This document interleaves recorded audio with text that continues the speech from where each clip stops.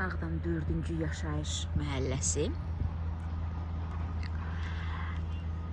Köhnə bir nömrəli məktəbin binasının arxa istiqamətləri. Sarıtəpə, Musəvi küçəsi, Puşkin, Xanlar, Vaqif.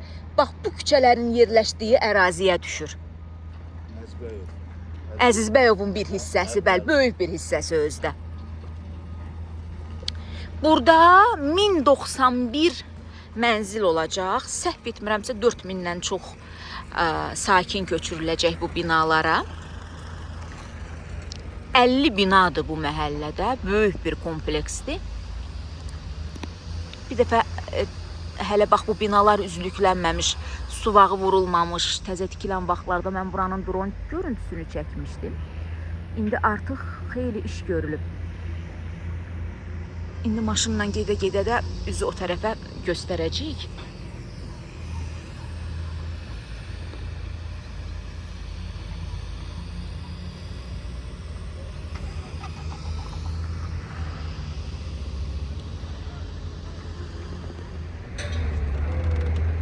Deməli 4-cü yaşayış məhəlləsi.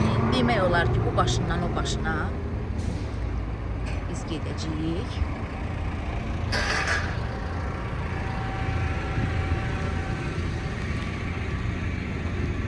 Bu binalar zahiri görkəmindən 2-ci yaşayış məhəlləsindəki binaların layihəsinə daha çox bənzəyir. 5-ci məhəllədəkilər bir qədər fərqli görkəmdədir. Amma bu ikinci məhəllədəki, indi cəmaatın köçüb yaşadığı birinci hazır olan məhəlləyə daha çox bənzəyir.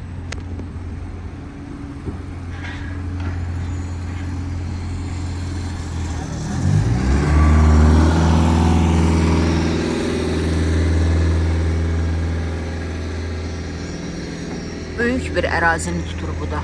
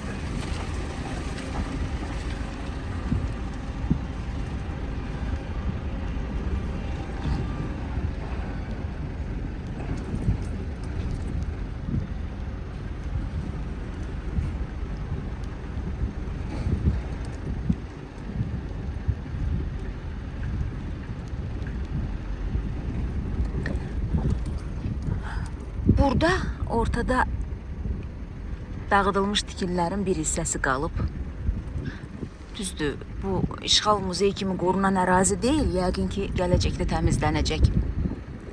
Amma Horovlu kəndində bu tikililərin arasında bir neçə köhnə binaların qalıqlarının saxlanması çox gözəl nümunədir və çox gözəl anlam daşıyır. Kaş ki, Ağdamdakı layihələndirmədə də onlar nəzərə alınaydı. Bunların hamısı tarixdir.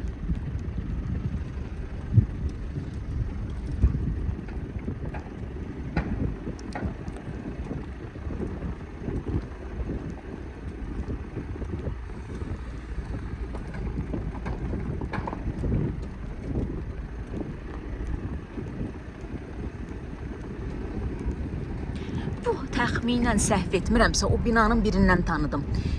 Kötəlin yanındaki profilaktoriya tərəflərdir. Binanın birindən tanıdım. Seyidini çəkəndə kadrlar yadımda qalıb.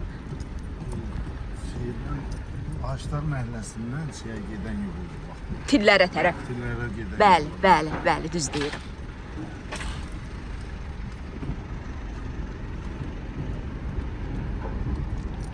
Buralara İslam Hacıyev küçəsi də düşür, bəli.